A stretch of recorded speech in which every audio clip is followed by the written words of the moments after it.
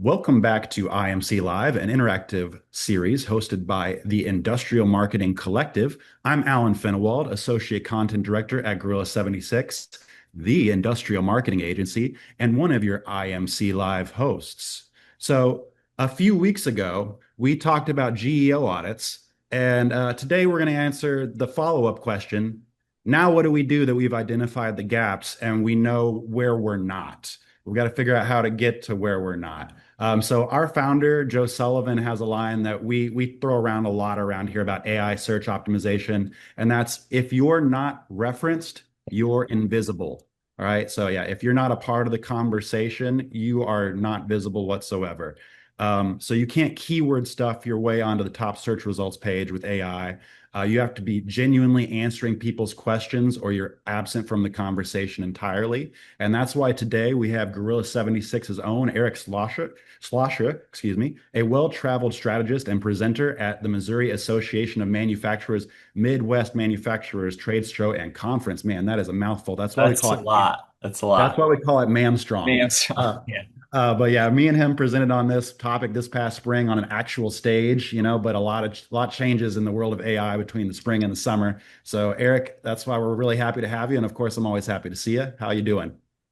Good. Yeah. Like I say, excited to talk about this topic. It feels so relevant. We talked about it a handful of months back. I know, stuff has changed, but as it always is with AI, but there's a ton of stuff that is just heavy hitting, good things that you can start on now. And I'm excited to go over those. Yeah, perfect. So we're going to assume that people know what we're talking about when it comes to AI at this point, LLMs, all those such things. But if we want to dig that little bit layer deeper, Erik, let's pretend I'm an eighth grader and I ask you, how do LLMs actually decide what they reference and what they talk about? How would you dive into that topic? Yeah. So I have a really simple metaphor or example to use here. And we're going to tell a story of two office bros. So we have bro one over here. And bro one is like your typical, he's super active in the company Slack channel. He's always sending AI content, the latest and greatest. He's letting everyone know that he knows what he's talking about. He's sending all the latest Claude updates. And he's really active. You're seeing him every other day to the point where you're eye rolling when you see it. But that's bro number one.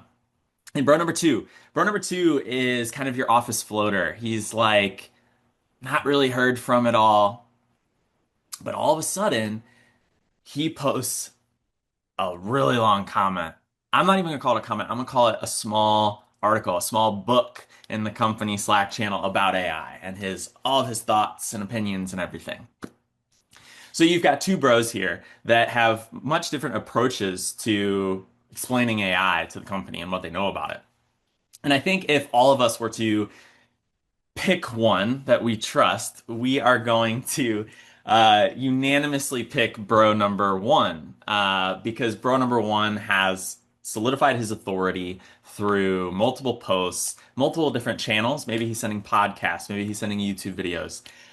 Bro number two, he may be 100% correct in his thoughts and opinions on AI, but we just can't really say with certainty that he is right because he doesn't have this history of talking about it and really defining his expertise and honing down on that niche.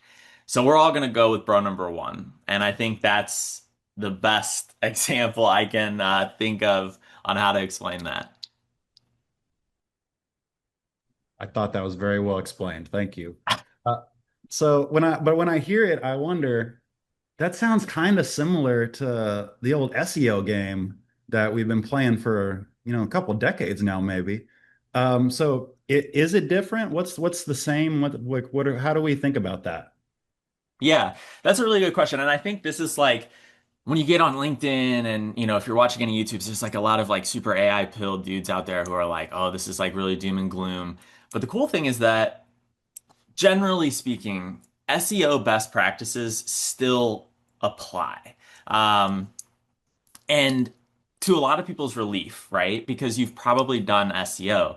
At one point in time, SEO was like the current AEO. So um, AI is still going to use all of those best practices to source its information. And we can dive into these deeper as we go, but heading structure, relevancy, the date that the article is posted, um, how much content points back to the same core themes across that content. Like those are all going to be things that AI is using, and those are all things that SEO used as well. So they're very similar.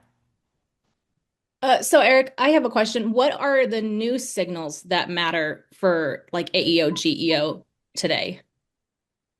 Yeah, I think, at least in my opinion, the new signals that are changing is really owning your niche in a way that we talked about this at G76.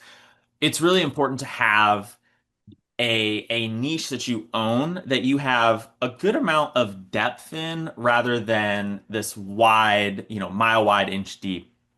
I think that, again, kind of tying into a lot of the hype and things that you hear around this topic, it's easy to feel like you're really far behind and you need to do this like massive sprint to catch up. Um, and then, I imagine, your boss is telling you, oh, we got to crank out 30 blogs to catch up and, all this stuff. And then all of a sudden you have 30 blogs that are done poorly. So I think the biggest signal is quality content owned in your niche, having good depth over breadth. Um, I think that's the biggest one, and probably one of the most important ones. Yeah, Alan had a example a couple shows ago where we were talking on this subject with the AEO GEO. And like his example was rather than trying to build content around screwdrivers, it was like, what'd you say, Alan? Supersonic screwdrivers for using underwater with a magnet tip. Like Exactly. that Yeah. gets really niche down. Yeah, exactly. It's going to hit so much heavier than just a screwdriver. So, yeah, absolutely.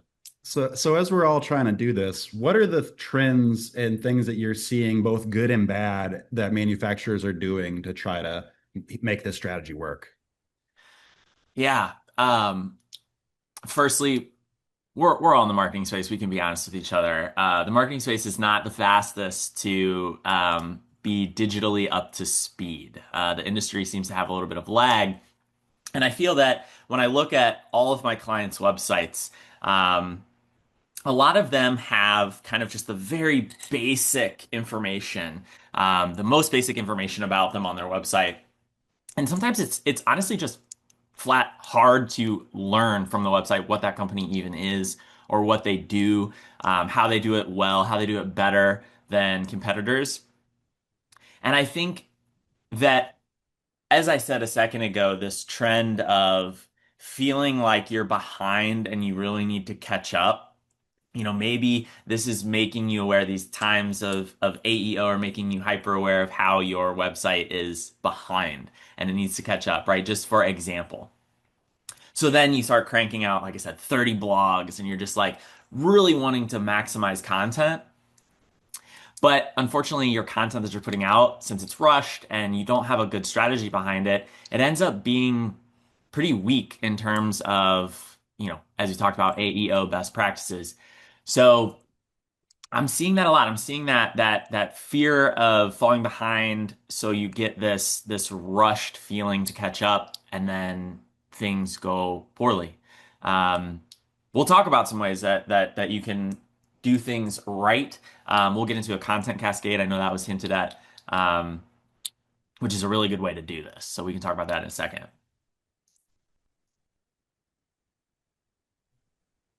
Yeah. So, um, when we're talking about optimizing for AI Mm. search, what has been your favorite way to intentionally do that you've tried so far? And what do you feel like is the biggest misconception that people are doing when they're trying to do this? Yeah. Um, I think the biggest misconception is that you need more AI content. instead of building content that is heavy hitting and points back to your core differentiators, whatever you're trying to get, the AI platforms to know about you, right? What you want to show up for. How I'm optimizing for my clients. I think one of the best ways, this is a Brendanism, and he is on this call, is a content cascade. And honestly, maybe he's the first person to coin that term. No, not really. But content cascades are an awesome way to maximize content. I think it's important, right? There is that feeling of falling behind. There is that feeling of needing a lot of content. Of course, not all of us have maximum budgets to spend on all this stuff. So a content cascade is this flowing waterfall of content. You start with a pillar piece, and then everything else kind of flows into it. You get blog posts, you get short video snippets, you get kind of a pillar SME interview or something like that. It's a pretty easy way to waterfall it. And then now you have people on LinkedIn that have content, and all of this content comes from the same source. So it's pumping out the same information repeatedly across different platforms that all point back to the same few things you really want to point back to, which in the eyes of AI, that's bro number one. That's what he was doing. He was pointing all of his thoughts, opinions, things that he found, facts, figures, all to that he knows what he's talking about. And that's what you're doing whenever you put content out there. But I think the best way to do it in an efficient way, of course, from an agency perspective, is what gives my clients the best bang for their buck. But you can easily do this without an agency. You can do this in-house. A content cascade is a great way to do it. And I feel that that is a way to really optimize the content because it's all stemming from the same source rather than having like, oh, I'm going to go over here and I'm going to do a little bit of YouTube and I'm going to go over here and I'm going to do a little bit of blog posting and I'm going to go over here. And then you have this disconnect. Unless you're really good at tying everything back to kind of your core differentiators or again, what you want AI to know. I find that you can kind of get lost having a lot of eggs in different baskets. So if you start from the same basket and you let those kind of trickle out into other content, other pieces of content, I think that optimizes the best. Erik, you you kind of mentioned like a SME interview as the pillar piece. Should that be what the original asset is, or are there other good assets to use as like that original pillar asset? Yeah, that's a really good question. And ultimately, you just want this original piece to be the ultimate source of truth throughout all of the other pieces of content. So it could be a podcast. It could be an SME interview, like I said. It could also be like a really deep article, something like a long format piece of written copy. You could also do a video. I know we have clients that have done YouTube in the past, and those are great things to kind of pull back out and cut down and then trickle into other pieces of content. I like to go with an SME interview because I feel SME interviews give you the opportunity to really hone in on specific, very niche. We've talked about that niching down in kind of your field. I feel SMEs always give you that. They're experts, right? So they're going to know the product really well. They're going to know the company well. And when you're getting this SME interview done, you can kind of structure it in a way that you can pull each piece into the next piece of content. So that SME interview could be structured maybe, for example, it's a 5-minute SME interview, and each minute you go over a different product. So your first minute is the best-selling product. The next minute is how that product solves one of the main pain points the customer profile has. And then the next minute is, durability of that product or something that really differentiates it. And then now you've got, these cut down minutes that you can just snip. And then now that's a really good piece of content for LinkedIn. Or you write a blog about it, tie that video to the top of the blog, and then you have this really cool kind of flowing piece of content. You watch the video at the top, and then now you're into a more elaborate kind of further detailed writing piece beneath it. And again, you can see how this is all creating a through line in the content. It's all coming from the same source, and it's creating consistency throughout the content, and it's reiterating things. Because again, that's our bro number one example, right? He reiterated multiple times throughout all his content that he posted to where we built up the confidence that we could say he's right. And that's what you want to do for AI. The eyes are out there. Now we just have to put all the content in front of them to get them to believe that this is the best source of information to serve. Yeah. I feel it would add, using the SME interview would definitely add to the credibility and authority building.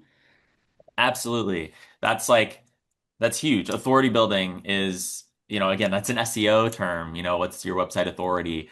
But yeah, absolutely. Your SME interviews are gold mines.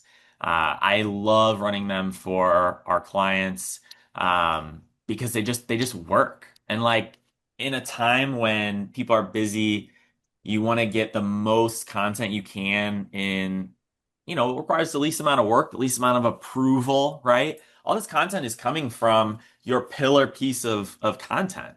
So now it's like, well, I don't have to constantly get approval from, the higher ups on this because they already approved the pillar piece. So that speeds things up too, which gets at that feeling of falling behind. You're moving this content through quickly, but you're doing it in a way that is what the AI models want to see rather than just shotgunning content out there that is really disconnected. So if we're putting these articles together after, let's say, for example, this webinar, I thought, I'm going to use this webinar as my pillar content, and I'm going to go and I'm going to write a blog about it. You talked about this a little bit, but what are the pitfalls or the little things when I'm putting this blog together that I need to make sure I get right, or I might waste my time with the AI? Yeah. So this is like kind of getting at the tactical side of it. It's true. You could absolutely just write any old blog and post it out there, but there's going to be a better way to do it, which is following good heading structure. So having your H1, H2, H3 headings, semantic organization, in, journalism and writing, they talk about an inverted pyramid. Which is having like your core piece of information at the top. And Alan, you could probably speak to this better than me because you're a writer. But so fill me in if I get this wrong. But you have your main piece at the top. Then you have like your supporting elements. And essentially, as you go down that pyramid, you get to the least useful information for that article. And you want that in your blog structure because you want AI to find that answer as quickly as possible. Whenever we say you want AI to find this answer, right, that applies to your customers though too, because it's not just going to be AI out there looking at this blog, it's going to be your customers as well, prospects. So you want them to get to their answer as quickly as possible as well. So this semantic organization, this pyramid structure, inverted pyramid structure works really well for that. Answering complete questions. If you have an FAQ page, really bolster it. Because that's like when we look at sources, if you ever go into ChatGPT or Claude and you ask to see its sources, a lot of times you'll see FAQ pages come up because AI loves something like that that is just easy to read. You have the question and you have the answer, and you have that a few times over. It's easy. So if you don't have an FAQ page on your website, you are really missing out. And if you do have one on your website, you should look at it and think about how you could make it better and more informational. You should also think about some of the common questions you see or hear from your customers, and put those in there. So that's a really good one. Freshness is also really important. So when you are posting these articles, make sure you date them. AI is going to source an article from last week over an article from 4 years ago, even if they are saying the same thing, because it wants something that is recent. It makes it feel more confident in the answer it's giving, in the source it's giving. Um, so relevancy, freshness, really important. Specificity is really important as well. We've talked about this. I've said it multiple times in this call, even, is niching down, just really owning your expertise. The screwdriver example is a really good one. It's not just a screwdriver, it's a magnetic tip underwater, super fancy screwdriver. And AI is going to see that, and their eyes, the metaphorical eyes of the robot are going to light up and be like, wow, this is exactly what I need to source because it's giving me all this information. It's not just a screwdriver, and that's going to allow the AI models to answer that question more appropriately to the specific prompt. Um, I'm trying to think if there's anything I have missed. Expertise, of course. SME interviews really hit on this. In your blog posts, in your content, it's all of your content. You should try to speak with a level of expertise. This sounds like, well, yeah, like no, duh, right? But you really want to, even if it's a short post, something on LinkedIn, something kind of quick and simple, you want that to still create this air of you really know what you're talking about and you are an expert in the field. I see this a lot in like thought leadership posts. Thought leadership posts are a really cool campaign strategy. Um, and that's like a whole different topic. But if you aren't familiar, they're really cool. You should look into them. But thought leadership posts are usually coming from a person within the company rather than the company itself. So, like on LinkedIn, it wouldn't be coming from Gorilla 76, it would be coming from Erik Schlosser. Um, and thought leader posts are a really good way to define expertise. Um, I would be speaking, I could cut down this meeting we're having here and pull in some of the main points that we talked about and really create a short but heavy hitting, impactful post that we know the AI algorithms are sourcing meta content, LinkedIn content. They can read videos, so video content.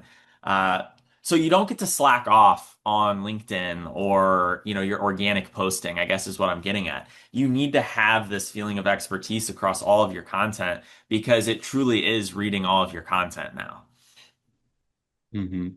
And one quick little, I don't know if this is considered a cheater tactic, one little trick I will sometimes use to help me think about structuring and how to do my headers for the AI and the reader is just taking the subject that you're talking about. Okay, what is the big question or the big thing that needs to be in the H1 that's got all your right keywords and everything like that?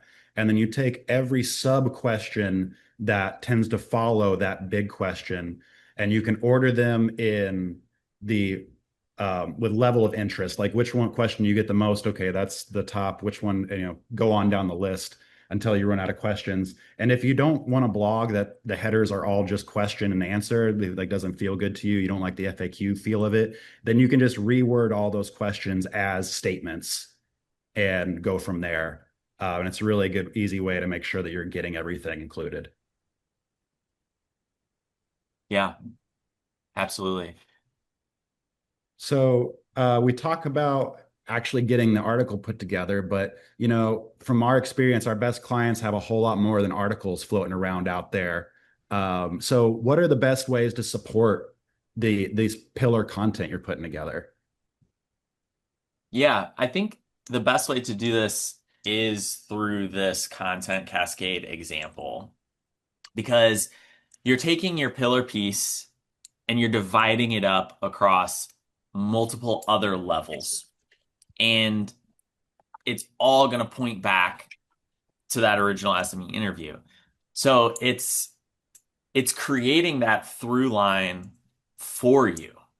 You don't have to keep it straight in your content, in your mind to make sure like, does this relate back to those, you know, core differentiators or the theme that I really want to make sure I'm getting across, you don't have to worry about that because it's already there. Your SME interview is cut down into, 5 other pieces that are distributed across LinkedIn, and then you've got blog posts, and then you've got organic content that comes out of that that can link back to those blog posts, and it's the through line is already there. And I think that that is just the best way that I'm seeing currently to go about it. But there's a lot of other ways you can do it. And I think there absolutely is like a play where if you don't have the means or the budget or the bandwidth to do something more in depth, like a content cascade, you can totally double down on something you're doing right now that you're doing well. If you are, we've used blog examples a lot. If you're doing blogs right now and you're doing them really well, keep doing that. If you are running a YouTube channel and you're doing it well, or you're at least keeping up with it, keep doing it.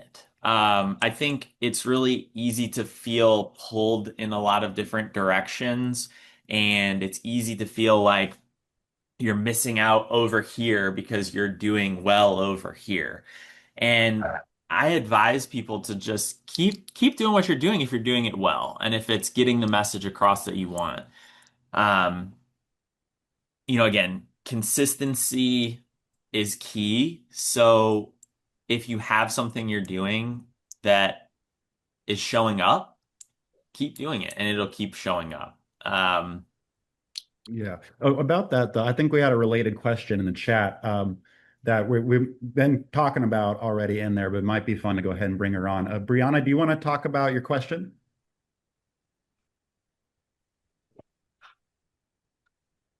Brianna Pratt, you still out there? Yes, sorry, I was turning on my audio. Can you hear Oh, me? that's okay. Yeah, we can hear you now.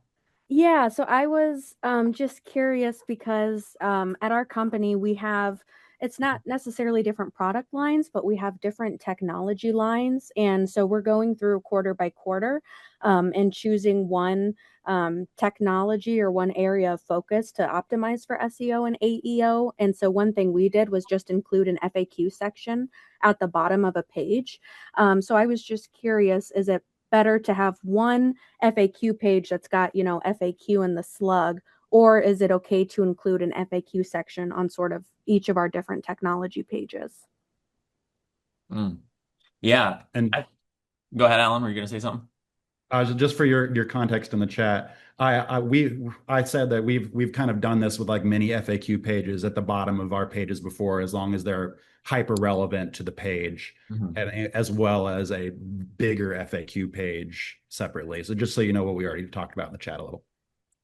Yeah. And I think Alan is hitting the nail on the head with it there. Like you can totally have this mini FAQ page on a product page.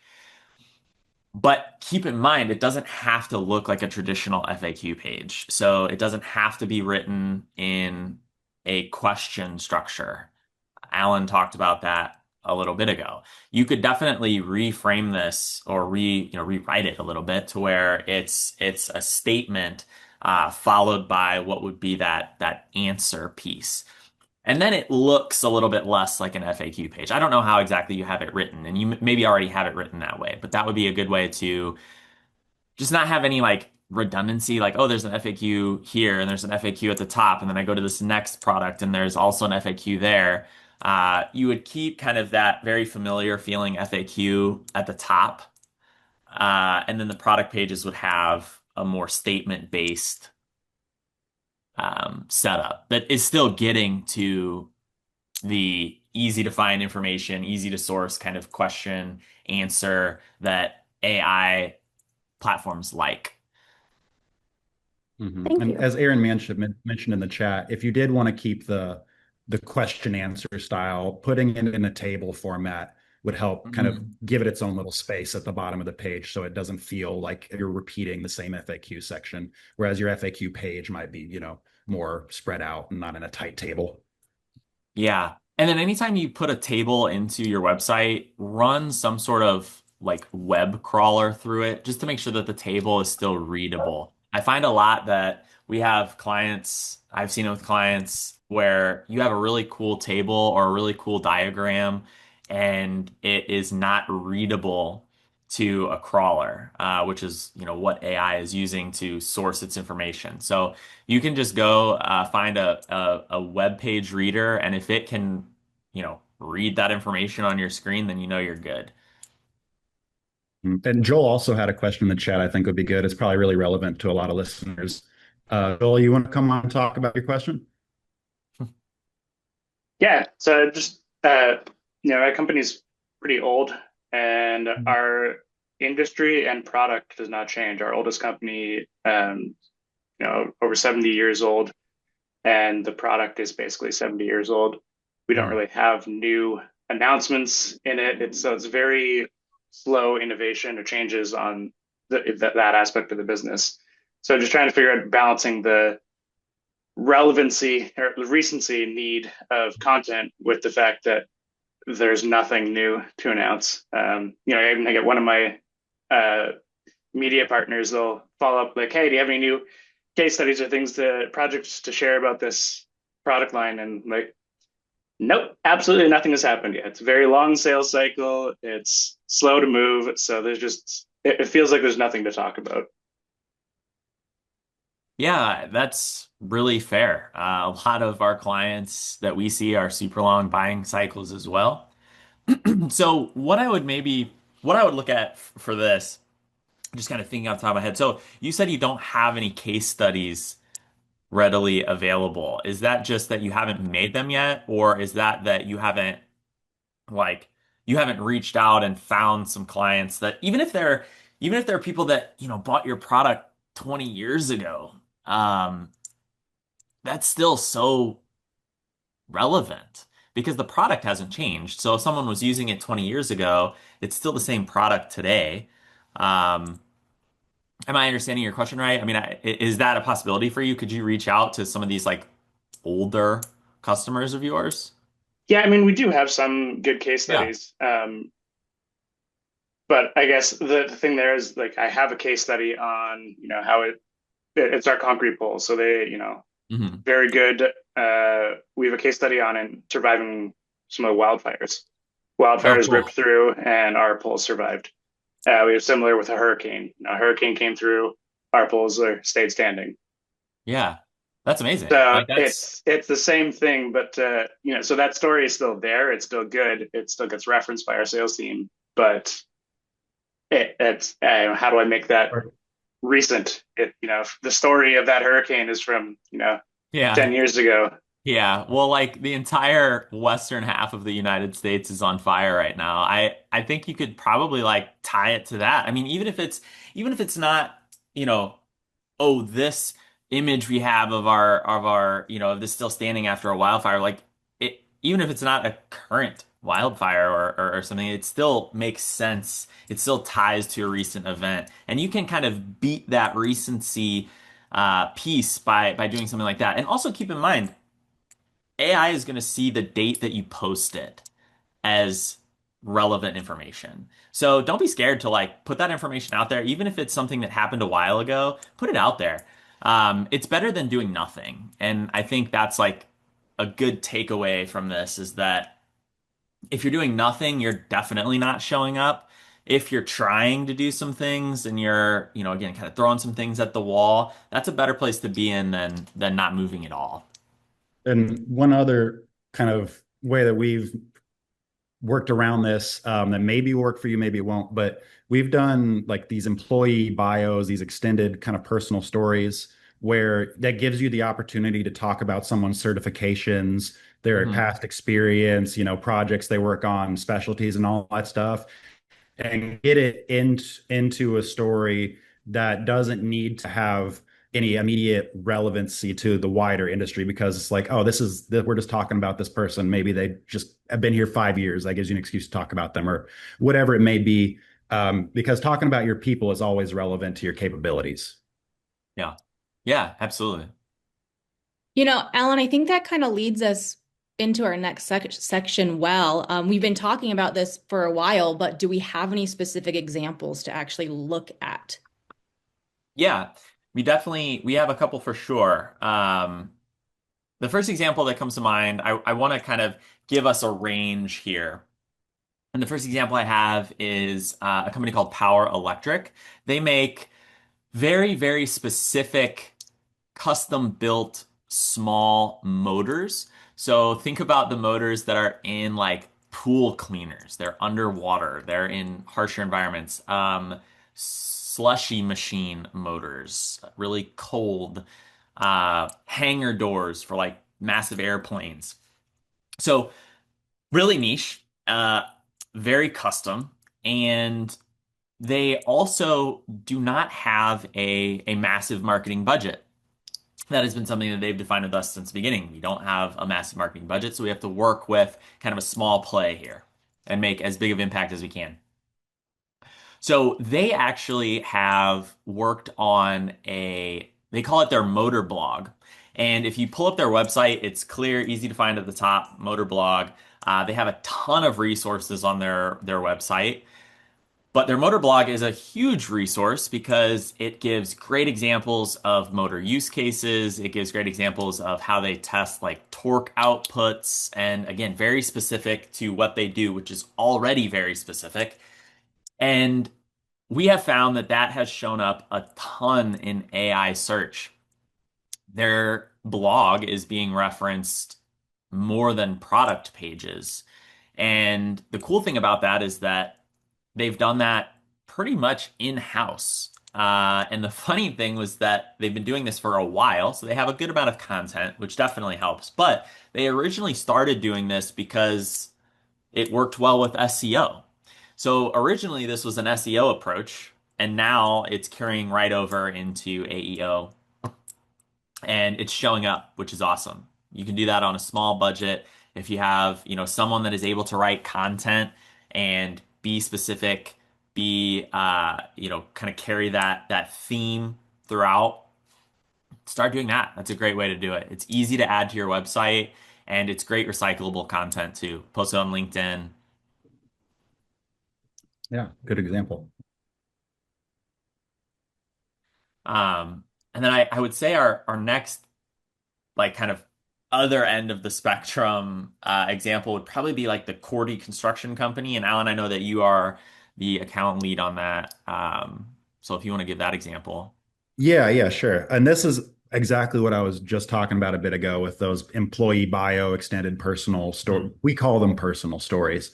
But they are very, very easy to produce on our end, from the marketer's perspective, as long as you can get an 30 minutes of your people's time, take them out to lunch, whatever it may be. But all that I do to make those is have a very comfortable, casual conversation. Well, depending on how the subject matter goes, but you want to start comfortable and casual with these team members about their lives and their careers. We mix in the personal with the professional, so that it's something that feels good to read from the human perspective, but it also has all of those key details that the LLMs and other AIs are always going to be looking for to gauge credibility, to gauge experience.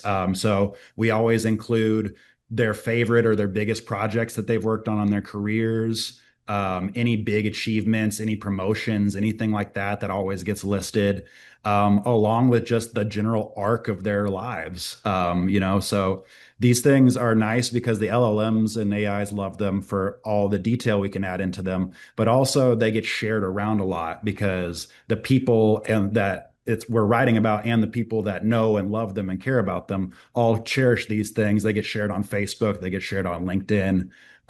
So we don't have to do a lot of work on the distribution end, for that.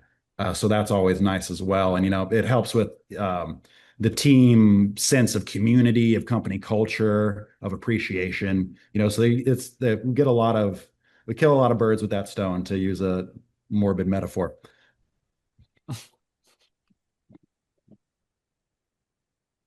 So yeah, anyone have any other questions or anything for us? Open floor. I see actually, Yeah. yeah, we have a question in there. Chelsey, were you about to ask about Brian? I was just about to say Okay, we got one from Brian Humphrey. perfect. Brian, did you want to come on and share your question? Sure, I'd love to. Listening, this has been fantastic, by the way. You were saying that AI reads videos and that helps. But like, what aspect of the videos is it reading? Like, is it actually interpreting the audio that you put in? Do we need to be more strategic in like putting in metadata, or is it like the on-screen captioning? Yeah, yeah, it's all of it. Firstly, we know that video content is like forefront right now. It's outperforming static content. So it's a really good, people love that like kind of TikTok, it's like you see it on Instagram with Reels, LinkedIn is becoming more and more casual. A lot of like vertical format videos, kind of like selfie style videos. Um, I think it's always a good idea to add in the captions that move like on screen as you talk. That makes it really easy to source. But yeah, I mean, depending on where you put that video, you can add metadata. If it's embedded in your website, you can, add that stuff there. Um, but we see it a lot with, um, you know, social media content. I think that's probably where the play would be. So.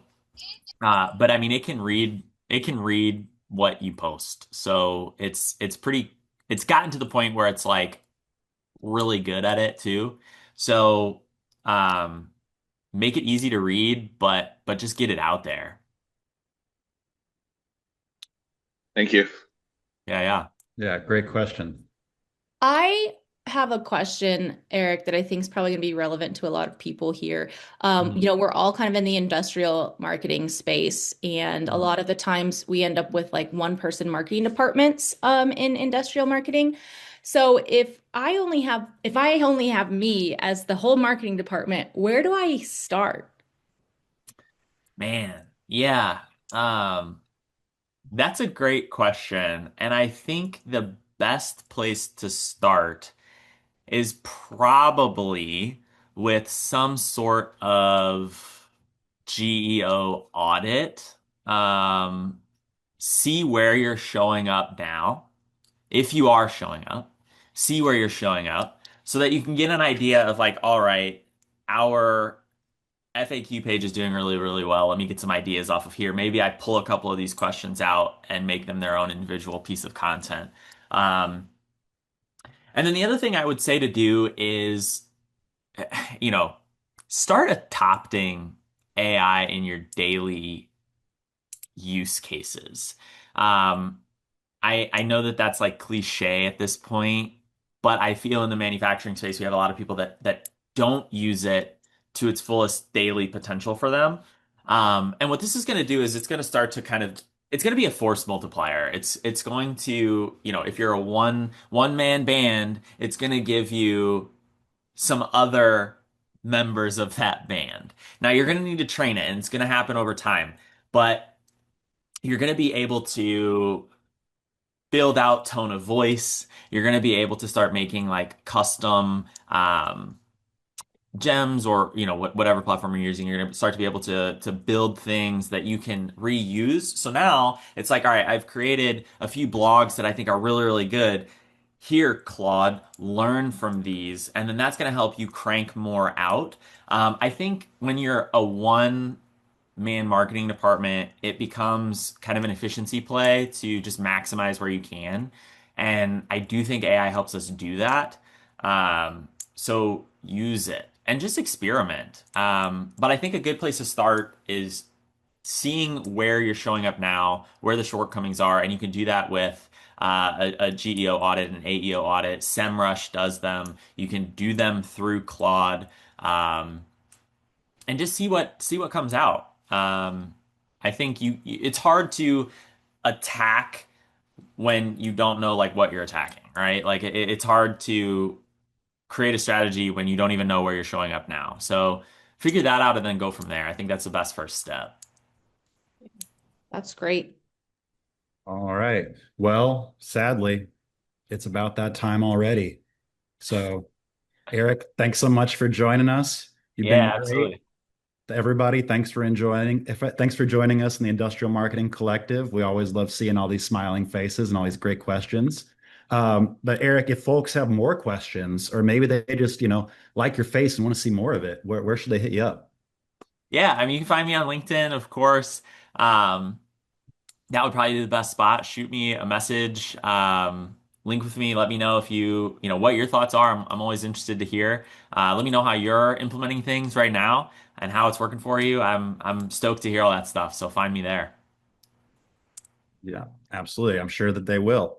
All right. Well, then, our next IMC Live will be on August 20th with G76's own Brad Litwin. He's an expert performance marketer who will teach us how to use Google retargeting to expand our reach.